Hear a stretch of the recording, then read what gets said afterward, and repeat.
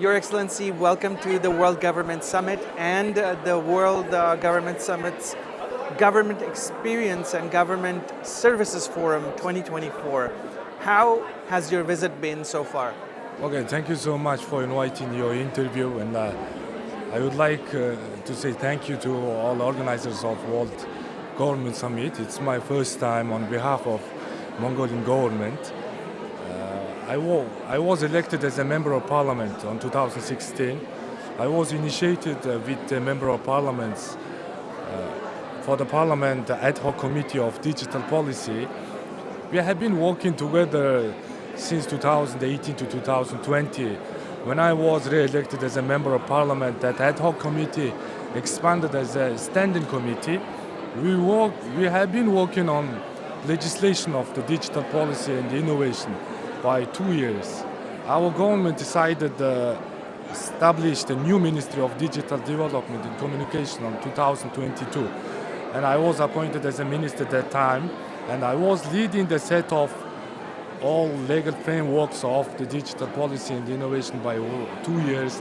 And after, when I was appointed as a minister, I'm more concentrating on the implementation. Of course, there are big difference between the implementation and legislation. Now we are working on the set of goal of the to be digital nation, accelerated in the digital transformation in our government last 4 years. When I first visit in Estonia for consultancy service, Mongolian government have taken some consultancy service from Estonian e-governance academy. We have been following some guidelines in last 4 years by our prime minister's leadership, and we created the e-Mongolia unified platform on 2020. When we first launched e-Mongolia 1.0 unified platform, it was only around 100 public services to integrate it on the platform. When we launch e-Mongolia 2.0, 3.0, the number of public services integrated 1,073 public services. In Mongolia, we have a vast area and a small population. That's why the digital divide, digital inclusivity is very important. In Mongolia, the nomadic people can take a public service by online, by fingertips now. And that's why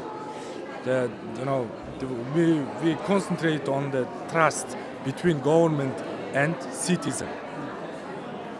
We have been looking for governance work for which area in past 33 years after democratic revolution in Mongolia, and we have obtained the knowledge. We more focus on the citizen-centric public service to the one platform, and also last 4 years we submitted 5 digital development, the comprehensive laws by the parliament in terms of cybersecurity law, e-signature, law on public information transparency, and personal information protection, the new law, the virtual asset service provider, the new legislation.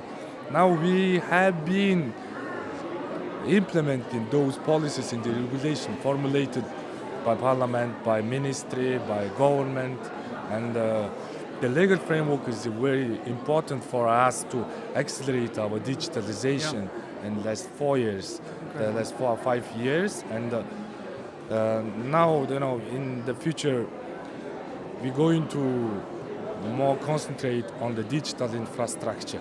Last 4 years, last 15 years, we Mongolians invested for digital infrastructure. We provided high-speed internet throughout Mongolia for 21 provinces, 330 sums, the towns. But we left only 5 Sum villages in Mongolia now. In this year, we are planning to provide those remaining sums by high-speed internet. But we have to expand our digital infrastructure. That's why we signed on the agreement with the national satellite project, make a construction with the France, that government and Thales Group during our president of Mongolia's visit in France and presence of two presidents. And next 3-4 years, we are planning to launch our national satellite. Okay. And also, in Mongolia, that we have big land, a small population. That's why, even though we provide high-speed internet by fiber optic, how can we reach to the people who lives in remote areas, rural areas? That's why we have a good cooperation with the Starlink, the SpaceX. And when I visit to USA and I visit in the SpaceX representatives, and we are planning to launch Starlink Mongolia soon. We're going to launch the Starlink Mongolia on 26th of February in Mobile World Congress in Barcelona very soon.